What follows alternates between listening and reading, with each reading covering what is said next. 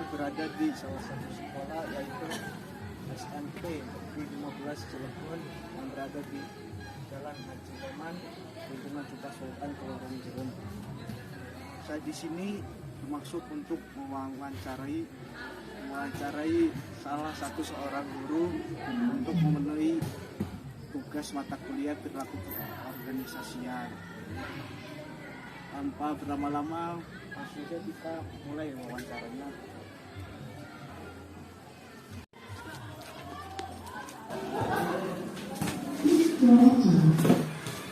Assalamualaikum Bu. Sebelumnya perkenalkan, saya Muhammad Wanur Alim dari mahasiswa Universitas Trisakti dari Prodi Manajemen. Saya di sini termasuk untuk mewawancarai Ibu. Saya mohon maaf apabila kedatangan saya mengganggu Ibu bekerja atau sedang istirahat. Semoga Ibu bersedia untuk mewawancarai. Bu, baik, langsung saja kita mulai. Ya, ada yang bisa dibantu. Pertama itu apa sih secara singkat berdirinya sekolah SMP N15 Cilegon ini? Ya, SMP Negeri 15 Cilegon ini adalah sekolahan baru yang baru dikukuhkan. Tepatnya itu tanggal 14 Juli tahun 2021. Itu sebelumnya gedungnya masih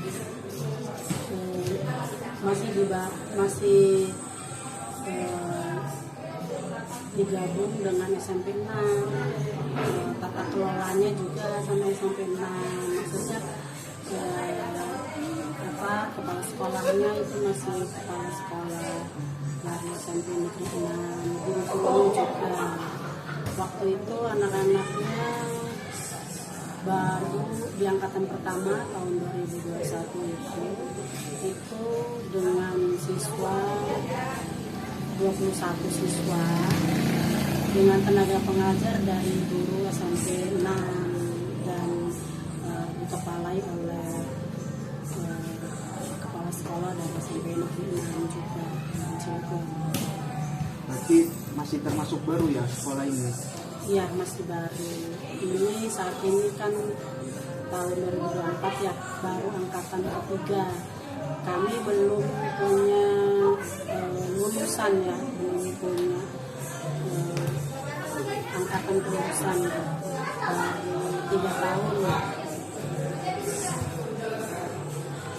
Baik, kalau dengan selanjutnya itu menurut Ibu sendiri apa itu organisasi?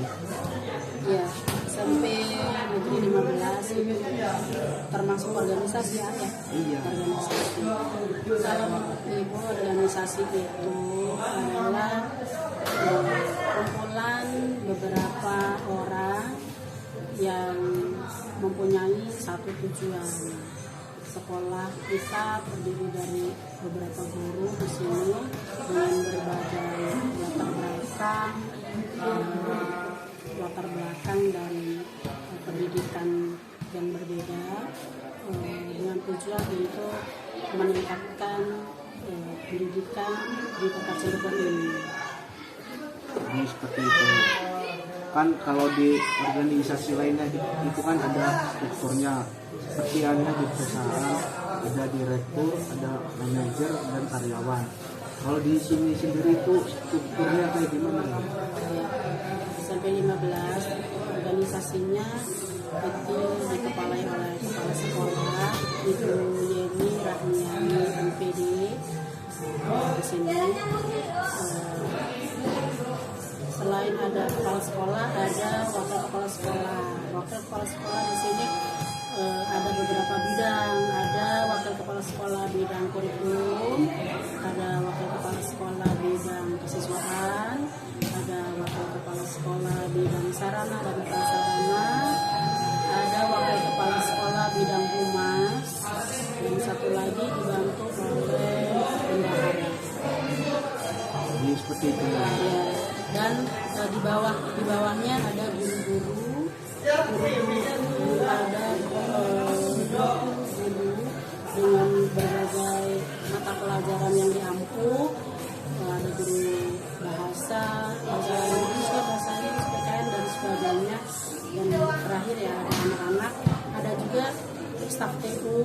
4 orang di sini. Kemudian satu lagi ada tenaga kebersihan, itu kira-kira semua warga sekolah sampai negeri 15 sekolah.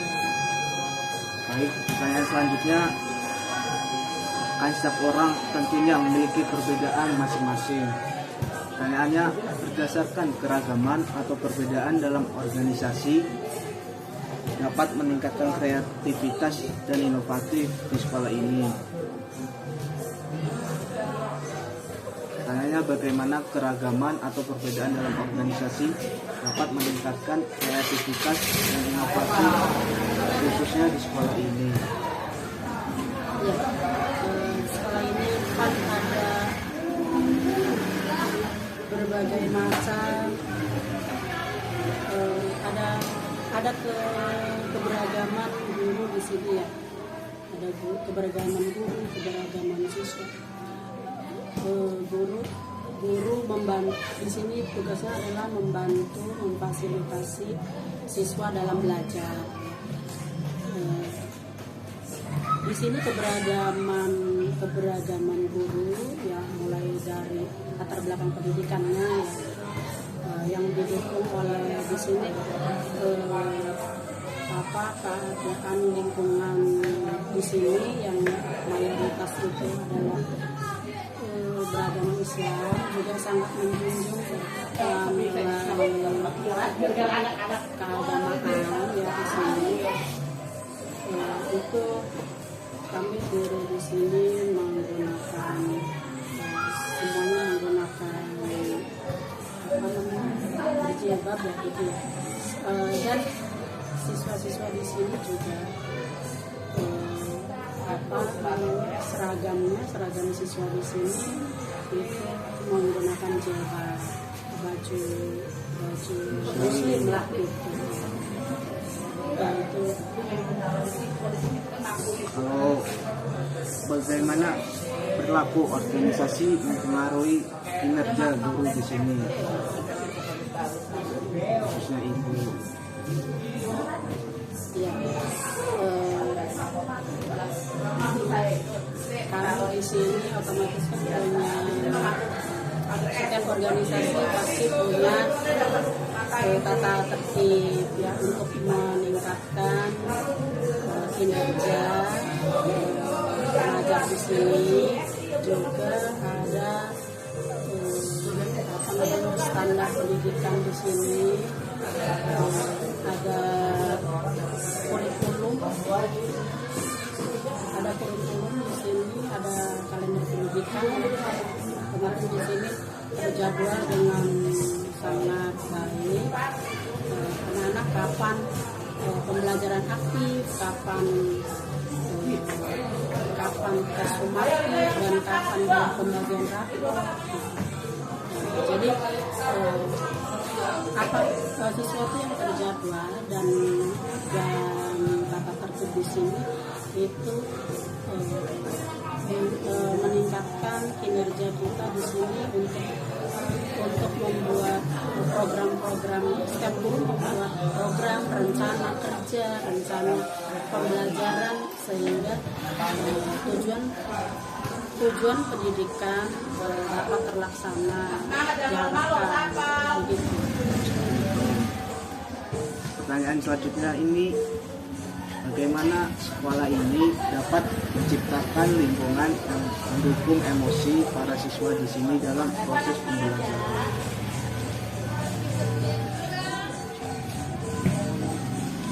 Cara menciptakan lingkungan yang mendukung emosi. Ya. Kami di sini punya program pembelajarannya, itu disusun oleh wakil kepala sekolah bagian kurikulum, di mana di situ kita jadwalkan pembiasaan untuk anak-anak. Setiap hari itu ya ada guru yang bertugas sebagai piket ini menyambut kedatangan siswa. Kemudian setelah itu terjadwal sholat zuhur berjamaah gitu. gitu ya. Kita di sini kan sekolah dari jam setengah 1 sampai jam 5 subuh. Semuanya terjadwal. Pembiasaan itu. Kalau waktu istirahat itu kita lakukan pembiasaan sholat asar berjamaah sehingga anak-anak tuh bisa melaksanakan ibadahnya dengan tepat dan teratur gitu. Kemudian seragam sekolah juga itu kita jadwalkan jadwal seragam sekolah gitu. Dari hari Senin, Selasa. Seperti kalau hari Jumat itu terjadwal memakai baju muslim ya, baju koko muslim, dan sebelumnya itu kalau hari Jumat pembiasaannya itu mengaji bersama atau tilawah gitu. Jadi seperti itu ya Bu. Pertanyaan selanjutnya itu bagaimana caranya lingkungan di sini dapat mempengaruhi individu khususnya para siswa di sini selama proses pembelajaran.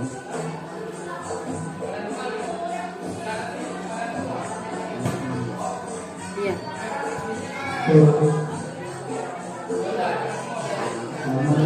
Ya, seperti yang tadi saya sampaikan, di sini lingkungannya adalah lingkungan sosial yang baik, yang bagus, sangat sepertinya ya, tapi memang ya sangat taat beribadah gitu ya. Jadi kita suka melakukan pembiasaan sholat berjamaah.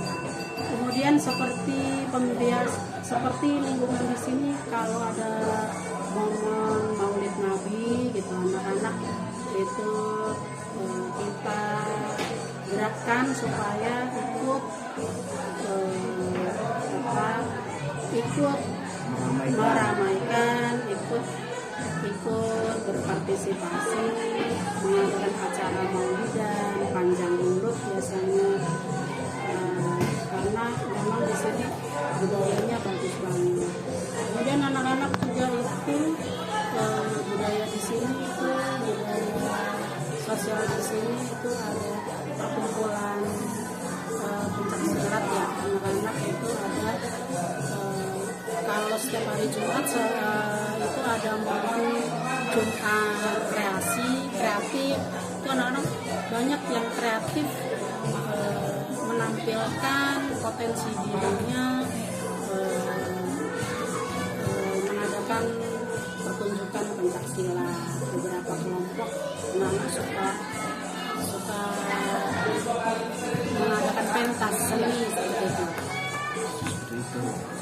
Kalau pertanyaan selanjutnya ini Bu, bagaimana faktor-faktor seperti lingkungan sekolah, gaya belajar, kualitas pendidikan, dan keterlibatan orang tua atau guru mempengaruhi persepsi siswa-siswi dalam proses pembelajaran?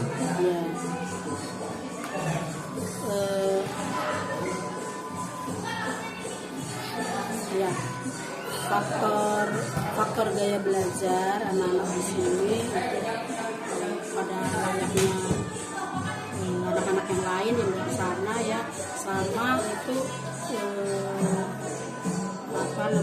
generasi Z ya, dia lebih suka teknologi. Anak-anak lebih suka pembelajaran yang menggunakan teknologi seperti HP. Dia melihat cara mengapresiasikan panjang mulut ya. Seperti contohnya panjang mulut, dia lebih suka lihat di HP. Kemudian dia menerapkan, dia praktekkan panjang mulut itu seperti apa, dia buat. Dia melihat anak-anak lebih suka pembelajaran menggunakan teknologi internet. Kemudian anak-anak juga lebih suka pembelajaran yang menggunakan terbuat dari HP. Gaya belajar anak-anak sekarang memang lebih menyukai permainan, ya. Lebih menyukai tayangan yang menggunakan media pembelajaran yang bisa visual, biasa dia lihat, dia bisa melihat dari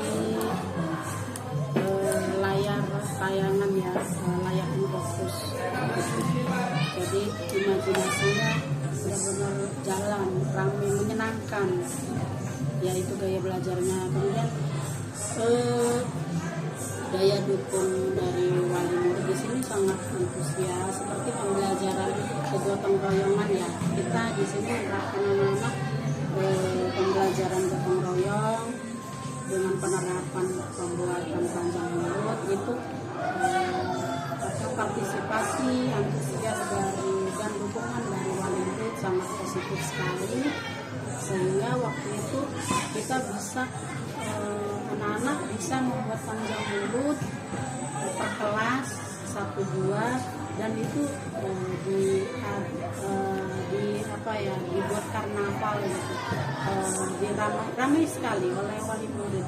Daya dukungnya bagus sekali, positif banget. Kita di sini menjunjung kebudayaan kita di sini dan keadaan sosial di sini itu masyarakatnya bagus sekali. Mendukung ya Bu ya. Kalau faktor lingkungannya itu Bu kayak gimana Bu? Lingkungan, ya lingkungan itu kan dari masyarakat ya, ada orang tua, wali murid itu ya sama positif sekali menyambut anak-anak. Lingkungan sosial di sini sangat mendukung kalau kita melaksanakan kegiatan itu kayak seperti babinsa, kemudian kelurahan itu sangat mendukung. Apresiasinya bagus sekali. Kalau faktor ini Bu, faktor kualitas pendidikannya itu Bu. Kualitas pendidikan, ya kualitas pendidikan di sini ya diharapkannya ya baik kualitasnya. Kita di sini sudah guru-guru di sini itu mengikuti lomba olimpiade itu guru perwakilannya kita 2 orang guru dari Paviatun Nisa sama Bu Bukti Ramawati pemenang olimpiade guru waktu tahun 2023 kemarin, dan siswa bisa mengikuti dan memenangkan lomba kemarin tingkat kota Cilegon, lomba panjat tebing itu Ananda Bulan Sania itu 2 kali, pekan olahraga tingkat SMP kota Cilegon itu memenangkan. Kita sudah punya prestasi. Bisa terbilang dari kualitas pendidikannya sangat baik Bu ya. Sangat baik, kita sudah punya prestasi dari guru, dari siswa, dan yang lebih baik lagi dari kepala sekolah juga. Itu pemenang juara kedua kepala sekolah terbaik tingkat SMP sekolah Cilegon.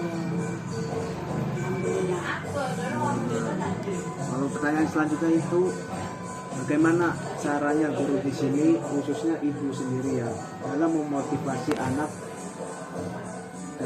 supaya lebih semangat gitu Bu belajarnya gitu.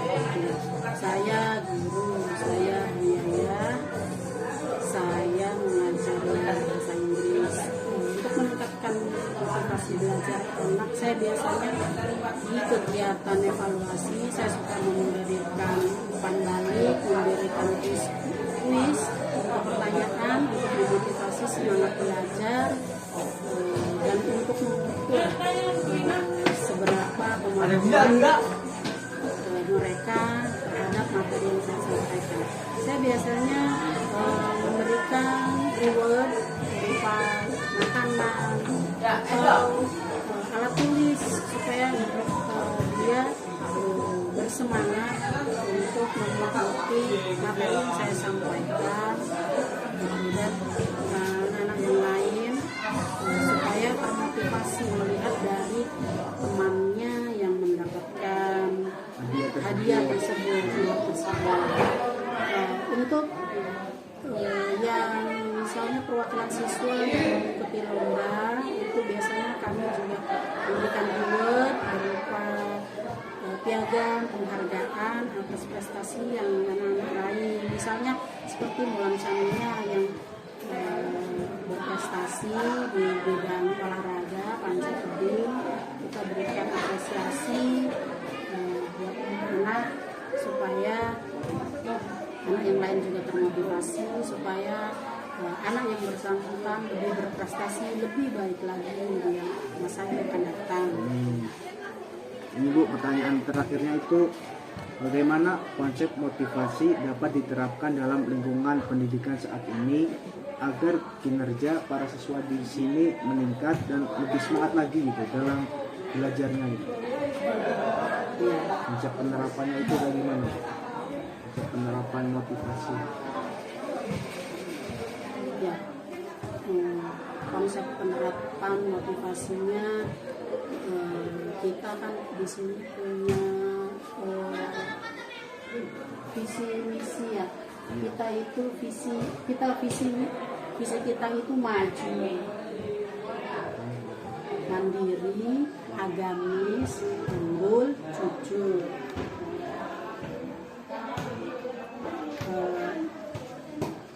Seperti maju, kita itu selalu mengingat, selalu menerapkan visi kita maju, mandiri, agamis, jujur, unggul.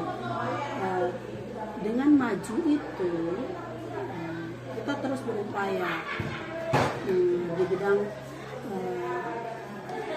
yang kita ampuh, misalnya seperti saya guru bahasa Inggris, ketika ada perlombaan maju, jadi kita ikuti, kita tidak putus asa ya, walaupun misalnya pernah kita tidak berprestasi ketika lomba, tapi kita selalu ingat maju tadi, selalu ikuti pantang menyerah gitu.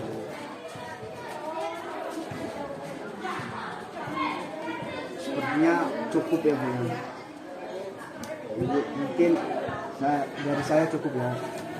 Terima kasih atas waktunya. Saya mohon maaf apabila mengganggu pekerjaan ibu atau waktu istirahat ibu. Dan kami saya ucapkan terima kasih karena ibu telah meluangkan waktunya untuk mewawancarai saya.